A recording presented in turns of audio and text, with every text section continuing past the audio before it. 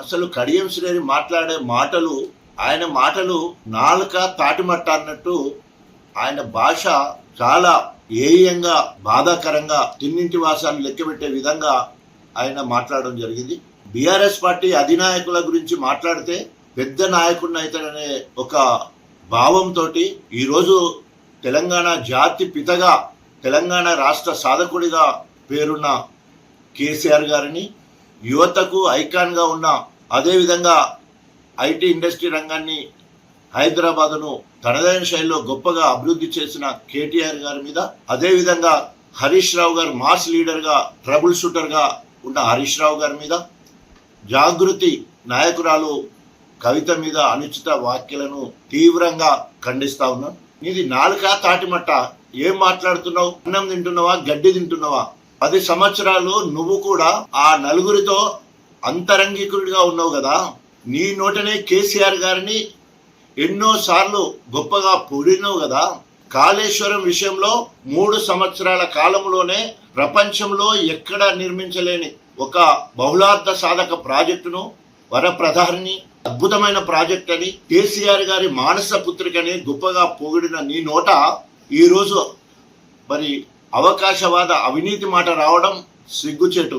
కేసీఆర్ గారు ఈరోజు భారతదేశానికి తెలంగాణ రాష్ట్రం నెంబర్ 1గా చేసి అన్ని రంగాలలో ఆదర్శంగా నిలిచిన రాష్ట్రం తెలంగాణ రాష్ట్రం. దానికి కేసీఆర్ గారు ఆహర్నిశలు కృషి చేయడం వల్లనే ఆ స్థాయి రావడం జరిగింది. ఇంకేం మాట్లాడుతున్నావు? కేటీ రామారావు గురించి మాట్లాడుతున్నావు. కేటీ రామారావు గారిని నిండు సభలో నువ్వే మాట్లాడినావు. ఇవాళ భారతదేశానికి కాదు, ప్రపంచంలో కూడా ఇంత గొప్ప ఐటీ శాఖ మంత్రి ఉండడు. ఈరోజు భారతదేశంలో ఐటీ ఇండస్ట్రీ రంగానికి ఒక డెస్టినేషన్గా, ఒక డెఫినేషన్గా ఇవాళ తెలంగాణ ఉన్నదంటే హ్యాట్స్ అప్ టు కేటీఆర్ అని మాట్లాడినావు నువ్వు. మళ్ళీ ఈరోజు నువ్వేమని మాట్లాడుతున్నావు? అవినీతి అని మాట్లాడుతున్నావు. మరి ఫార్మా ఈరేస్ విషయంలో అరెస్ట్ అవుతాడని మాట్లాడుతున్నావు. సిగ్గుండాలి కదా. మరి ఆనాడు ఒప్పందం చేసుకున్నప్పుడు ట్రాన్స్పరెంట్గా డబ్బులను పంపించడం జరిగింది బ్యాంకు ద్వారా.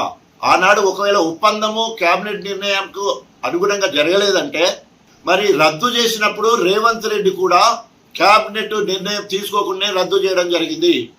అలాంటప్పుడు రేవంత్ రెడ్డి మీద కూడా కేసు పెట్టాల్సిన అవసరం ఉంది.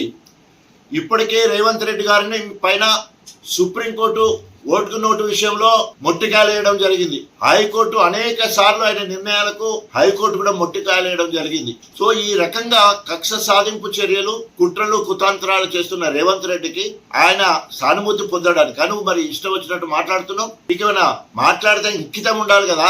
4 స్తంభాలు కేసీఆర్, కేటీఆర్, హరీష్ రావు, కల్వకుంట్ల కవిత, ఈ నలుగురు 4 స్తంభాలై ఈరోజు పార్టీని అన్ని రంగాల్లో ముందుకు తీసుకుపోవడానికి, 60 లక్షల మంది సభ్యత్వము చేయడానికి, తర్వాత ప్రభుత్వంగా ఏర్పడ్డ 10 సంవత్సరాలు ప్రజారంజక పాలన అందించడానికి అనేక రకాలుగా కృషి చేసి ఒకరిని మించిన ఒకరు మరి బాధ్యతలు తీసుకొని మరి ముందుకు పోతున్న ఈ తరుణంలో ఆ నలుగురు గురించి మాట్లాడడం సిగ్గుచేటు. అదేవిధంగా కవితకు నువ్వే స్వయంగా మన గణపురంలో అక్రమంగా కవితను అరెస్ట్ చేశారు, వెంటనే విడుదల చేయాలని చెప్పి మరి ఆనాడు రోడ్డు మీద కూర్చొని ధర్నా చేసినావు కదా. మళ్ళా మర్చిపోయి ఈరోజు మరి లిక్కర్ దందాలో మరి జైలుకి పోయి వచ్చిందని చెప్పేసి మాట్లాడడం సిగ్గుచేటు. ఇప్పటికైనా ఒళ్ళు దగ్గర పెట్టుకొని మాట్లాడని హెచ్చరిస్తా ఉన్నాం. ఇప్పటికే అనేక సార్లు అనేక రకాలుగా నిన్ను హెచ్చరించడమే కాకుండా ఈరోజు సచ్చిన పాము లెక్కున్నావు. ఈరోజు గుంటకాడి నక్క లెక్క కేసీఆర్ పక్కనే ఉండి నమ్మించి నమ్మక ద్రోహానికి పరాకాష్ట ఈరోజు నీ ప్రవర్తన. నువ్వు చేసిన మోసం తెలంగాణ ప్రజలు మర్చిపోలేదు. ఒక బీఆర్ఎస్ వాళ్ళే కాదు, కాంగ్రెస్ వాళ్ళు కూడా నిన్ను ఇవాళ తూ అంటే తూ అనే పరిస్థితి ఉన్నది. ఇవన్నీ మర్చిపోయి ఈరోజు తగుదునమ్మని చెప్పేసి ఆ నలుగురి జోలికి వస్తే ఖబర్దార్ కడియం శ్రీహరి గారు, మరి గ్రామాన నీ దిష్టి బొమ్మలు తగలబెడతారు. జాగ్రత్త. ఎక్కడికైనా పోతే నువ్వు ఎందుకు కాంగ్రెస్ పోయినావు, ఏమి అభివృద్ధి చేసినావు, ఈ సంవత్సరంలో తట్ట మట్టి ఎక్కడన్నా తీసినవా? అభివక్త వరంగల్ జిల్లాలో గాని నియోజకవర్గంలో గాని ఒక్క దళితుని ఎదుగుదలకు నువ్వు సహకరించలేదు. ఇటు మాలలు, ఇటు మాదిగలు, ఉపకులాలు మొత్తంలో కూడా ఏ ఒక్కరికి కూడా నువ్వు మేలు చేయలేదు. మొత్తము దళితులకు ద్రోహం చేసిన వాడివి నువ్వు. దళితులకు ఎక్కడ కూడా గణపురం నియోజకవర్గంలో దళితుల పాలిట రాక్షసు లెక్క రాబందు లెక్క దళితులను ఊత కోసపెట్టి అక్రమ కేసులు పెట్టించి దళితులను ఎన్కౌంటర్ చేసిన చరిత్ర నీది, హీనమైన చరిత్ర నీది. దళితులందరూ కూడా ఎదిరి చూస్తా ఉన్నారు నీ మీద ఎట్లా కక్ష తీర్చుకోవాలని చెప్పేసి. గణపురంలో నువ్వు చేసిన అభివృద్ధి శూన్యం. ఆ 10 సంవత్సరాలు నువ్వు ఆర్థికంగా ఎదగడానికి, కుబేరుడిగా అవతారం ఎత్తడానికి, విదేశాలలో ఆస్తులు చంపడానికి ఆ 10 ఏళ్లు వాడుకున్నావు. తర్వాత మళ్ళీ గుంట నక్కలేక కేసీఆర్ సంకల జొర్రి ఇక్కడ ఎంపీ అయినవు, ఇక్కడ 2 సార్లు ఎమ్మెల్సీ అయినవు, ఉప ముఖ్యమంత్రి అయినవు, విద్యాశాఖ మంత్రి అయినవు.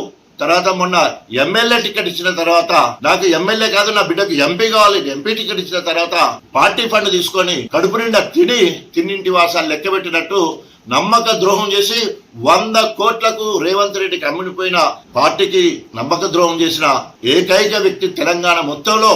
నమ్మక ద్రోహి అంటే నమ్మక ద్రోహానికి పరాకాష్ట కడించిన విధంగా ఇప్పటికైనా సిగ్గు శరమేమని ఉండేది ఉంటే నువ్వు బీఆర్ఎస్ పార్టీ నుండి ఎమ్మెల్యేగా గెలిచినావు, కేసీఆర్ దగ్గరికి పార్టీ ఫండ్ తెచ్చుకున్నావు, అదే విధంగా కేటీ రామారావు దగ్గరికి పోయి తెచ్చుకున్నావు, అట్లాగే హరీష్ రావు దగ్గర తీసుకొచ్చుకున్నావు. నేను ఓడిపోతా అని చెప్పేసి కవితక్క దగ్గరికి పోయి కూడా పార్టీ ఫండ్ తెచ్చుకున్నావు. ఈ నలుగురిని ఒక్కరికి తెలియకుండా ఒక్కరి ద్వారా పార్టీ ఫండ్ తెచ్చుకొని మళ్ళీ వాళ్ళని ఇలా నువ్వు మాట్లాడుతున్నావు అంటే ఇంతకంటే నీచమైన, ఇంతకంటే నేను ఎట్లా తిట్టాలో కూడా తెలియట్లేదు. తిన్నింటి వాసాలు లెక్క పెట్టడానికి ఇది పరాకాష్ట. కడియం శ్రీహరి గారు ఇప్పటికైనా నువ్వు ఒకవేళ నైతిక విలువలు, రాజ్యాంగము, ప్రజాస్వామ్య గౌరవం ఉండేది ఉంటే బీఆర్ఎస్ పార్టీ ఇప్పటికీ రాజీనామా చేయలే. బీఆర్ఎస్ పార్టీ సభ్యత్వానికి రాజీనామా చేయి, ఎమ్మెల్యే పదవికి రాజీనామా చేయి. నిజంగానే నువ్వు రేవంత్ రెడ్డి మెప్పు పొందాలంటే, మార్పు కోసం పోయిందంటే నువ్వు ఏం మార్పు చేస్తావో ప్రజలకు చెప్పి మళ్ళీ ఎలక్షన్లకు రా.